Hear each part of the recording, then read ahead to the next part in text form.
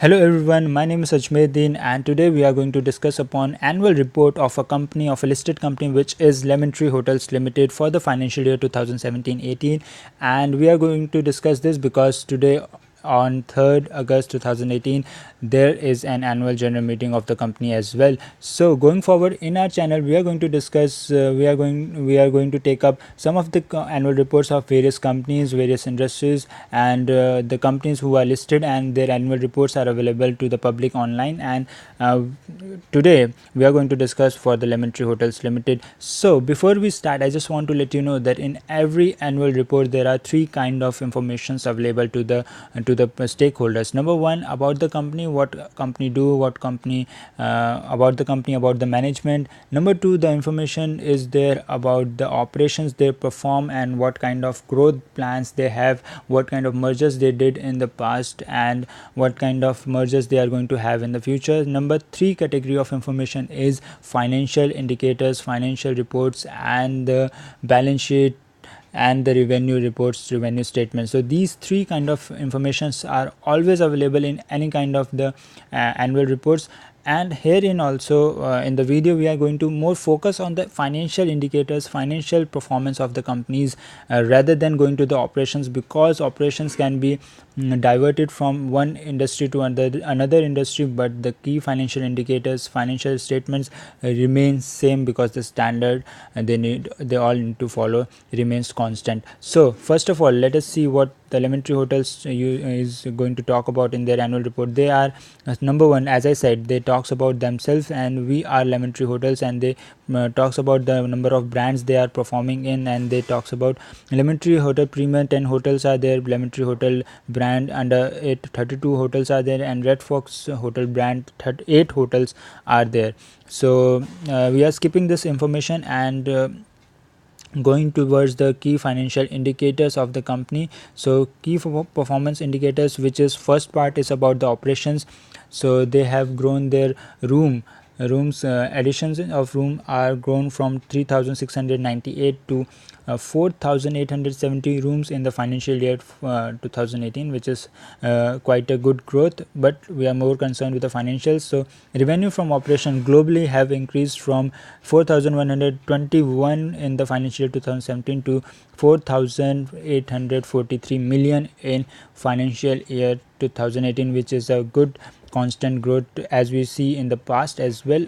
Talking about EBITDA, which is earning before interest, tax, depreciation, it has been grown from 1247 million to 1440 million, but the EBITDA margin have been slightly declined from 29.7% to 29.3%. Okay, but if we talk about cash profit, which is profit after tax plus depreciation, so they have increased from 459 to 672 million in financial year 2018. So we just skip all this information which used to talks about the management of the company.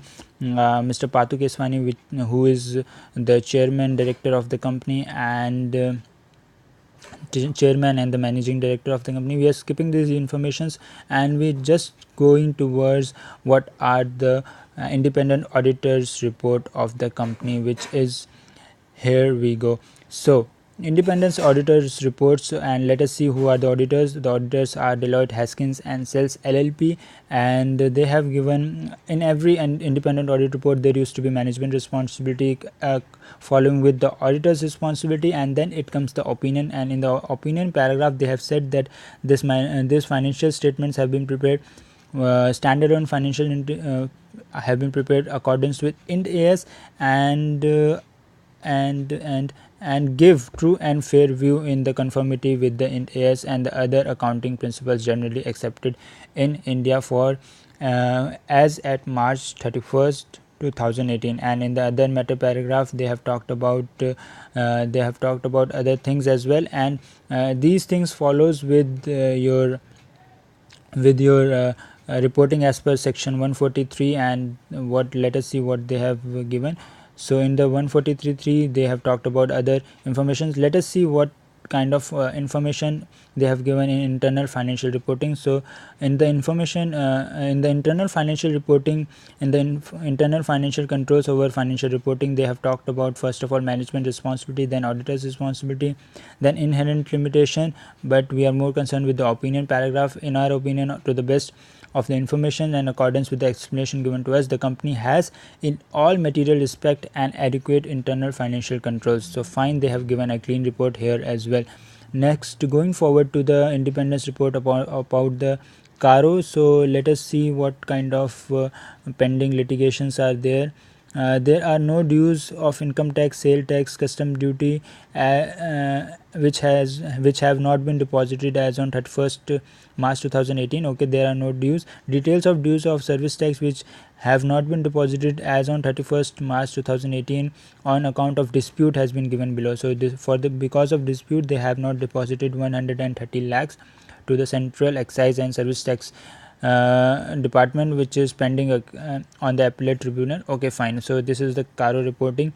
Next we comes to the main thing, which is balance sheet of the company. And in the balance sheet, and we first talk about the profit and loss statement. So in that, they have grown from 21,842 lakhs in financial year 2017 to 23,108.41 lakhs from the revenue of operations. That is very nice growth and steady growth. But if we talk about the final figure, which is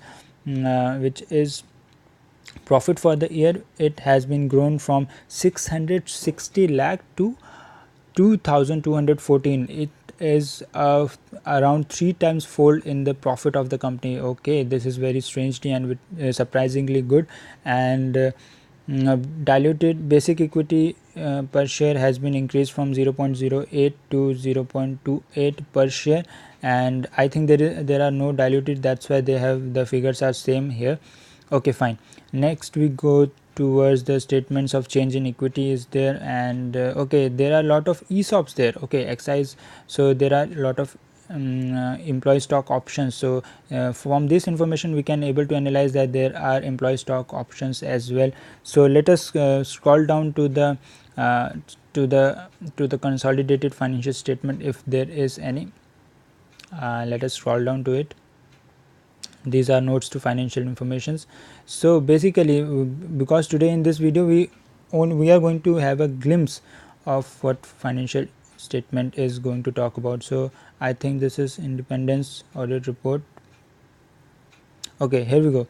The consolidated financial statements and profit and loss. So in the beginning of the video I talk about the revenue. So that figure will be reconciled from here. We can reconcile that figure from here, and there it was 4,800 something in the millions from the revenue from operation, and here as well there is 48,426 lakh rupees they have earned globally from the revenue of operations.